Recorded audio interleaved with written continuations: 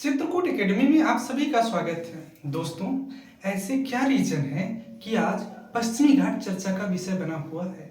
लगातार पर्यावरणविदों, केंद्र सरकार और राज्य सरकारों के बीच टकराव की स्थिति देखने की मिल रही है।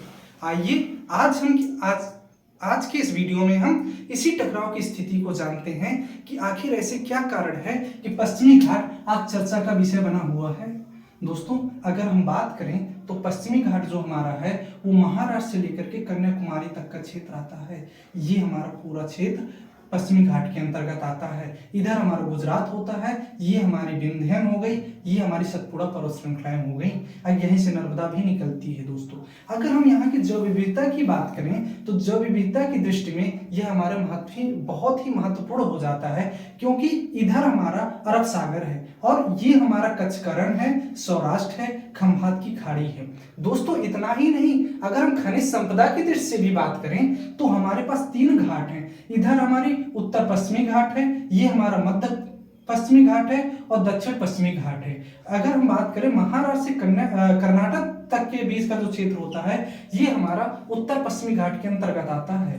कर्नाटक से केरल के बीच हमारा मध्य पश्चिमी घाट आता है और केरल से कन्याकुमारी के बीच का क्षेत्र हमारा दक्षिण पश्चिमी घाट के अंतर्गत आता है। अगर हम इधर की कुछ दर्रे भी हमारे पाए जाते हैं जो कि हमारी जैव विविधता तथा खनिज संपदा की दृष्टि से बहुत ही उपयोगी साबित हो सकते हैं। इन दर्रों में अगर हम बात करें तो हमारा पहला दर्रा आता है थाल दर्रा, पाल दर्रा, भोर दर्रा और इसके साथ ही अगले हमारे नाने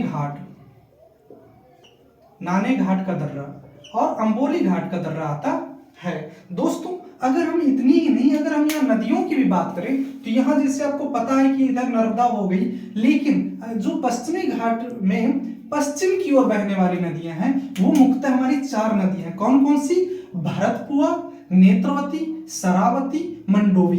अगर हम पूरब की ओर बहने वाली नदियों की बात करें तो पूरब की ओर बहने वाली नदियों में हमारी तुंगा, भद्रा, भीमा, मालप्रभा। दोस्तों, अगर हम यहाँ की जैव विविधता एवं प्रजातियों की बात करें तो जैसे कि आप सभी को पता है कि यूपीएससी के प्रीलिम्स में यहाँ से क्वेश्चन उठाया था और यहाँ से इसकी प्रजातियों के बारे में ही बात पूछा था कि नीलगिरी ताहर निम्नलिखित में से कहाँ पाई जाती है या पश्चिमी घाट की प्रमुख प्रजाति कौन सी है।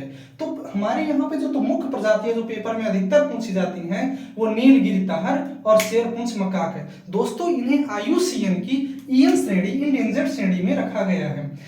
चूंकि हमारी जैव विविधता एवं बायोस्फीयर रिजर्व की बात करें तो हमारे यहाँ पे संरक्षित क्षेत्र में 3 संरक्षित क्षेत्र में आते हैं। जैसे कि हम बात करें तो एक हमारा आता है जिसे हम बायोस्फीयर रिजर्व, दूसरा हमारे यहाँ पे एक राष्ट्रीय उद्यान भी है और तीसरा हमारा बाघ अभ्यारण्य है। आप ये हमें जरूर बताइएगा कि बाघ अभ्यारण्य कौन सी नदी के किनारे बहता है। दोस्तों, अगर हम बात करें तो लगातार केंद्र सरकार समितियों का गठन कर रही है ताकि हम पश्चिमी घाट का संरक्षण कर सकें। जैसे कि आपको पता है कि 2011 में माधव गाडगिल समिति ने अपनी रिपोर्ट प्रस्तुत की थी और उसने कहा था कि ये जो हमारा महाराष्ट्र से कन्याकुमारी तक का क्षेत्र है, यहाँ के लगभग 64% क्षेत्र इंडेंजर्ड जोन में है, जिनका संरक्षित करना हमारी जैव विविधता की दृष्टि से बहुत ही उपयोगी है, पारिस्थितिकी तंत्र की दृष्टि से बहुत उपयोगी है। किंतु राजनीतिक कारणों की वजह से लगातार यह समिति की सिफारिशें नहीं मंजूर हुई, तो पुनः केंद्र सरकार ने के कस्तूरी रंगन की अध्यक्षता में एक समिति का गठन किया, जिसने अपनी 2013 में अपनी रिपोर्ट प्रस्तुत की और उसने कहा कि इस क्षेत्र को लगभग 37% वह क्षेत्र है जहां पर हमें इसका रिजर्व एवं संरक्षित करना बहुत ही अत्यंत आवश्यक है। अदरवाइज हमारी जैव विविधता एवं पारिस्थितिकी तंत्र बहुत ही खतरे की स्थिति में हो जाएगी। अगर हम यहाँ पर बात करें तो यहाँ की जो जैव विविधता है वो इसलिए भी महत्वपूर्ण हो जाती है क्योंकि जब हम विकसित भारत होने की शंका पर रखते हैं तो वहां पर 4% कार्बन का अवशोषण सिर्फ और सिर्फ पश्चिमी घाट करता है, जो कि हम 2070 तक शून्य कार्बन उत्सर्जन की रणनीति को प्रतिबद्ध भी हो चुके हैं।